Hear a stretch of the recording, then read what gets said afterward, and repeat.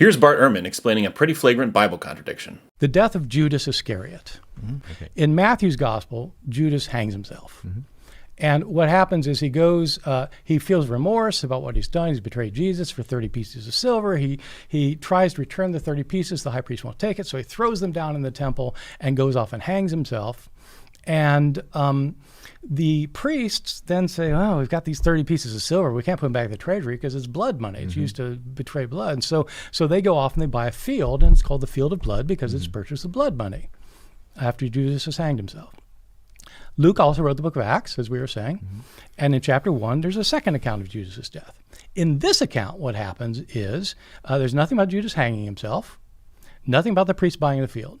In this account, Judas goes and buys the field before he dies, and he doesn't hang himself. He somehow falls head first, and his intestines break open and bleed all over the ground. Mm-hmm.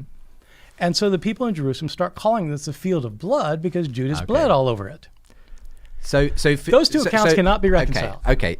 I can just hear Christians now. Here we go again with Bart and his skeptical attacks on the Bible. Well, not to beat a dead horse, but he's not the only one that sees a problem here. As evangelical scholar Craig Evans explains, both Matthew and Luke know of Judas' suicide, though the versions of the story they provide differ at many points. There have been attempts to harmonize the Matthean and Lucan accounts, suggesting that Judas hanged himself but fell, or, after dying, some days later fell, and burst open on impact. Perhaps, but it is more likely that the early church had heard two separate accounts. Okay, so there's conflicting accounts of how Judas died. But, as Ehrman insinuated, there's a lot more going on than that, and my friend the Amateur Exegete lays out the issues very succinctly. What are the key differences between these two versions of events? 1. In the Matthean account, Judas dies by hanging himself. In the Lucan, he dies by falling headlong in the field he had purchased, splitting open in the middle and having his guts spill out. 2. In the Matthean account, Judas returns the money he had given to betray Jesus, and it is the chief priests who purchase a field. In the Lucan, Judas is the one who purchases the field. 3.